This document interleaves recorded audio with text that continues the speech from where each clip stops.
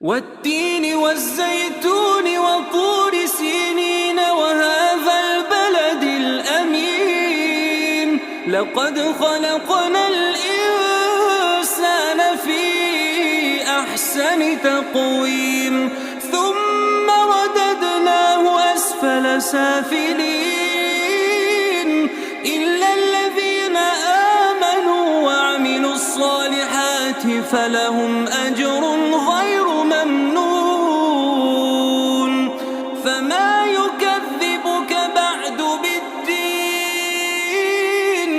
أليس الله بأحكم الحاكمين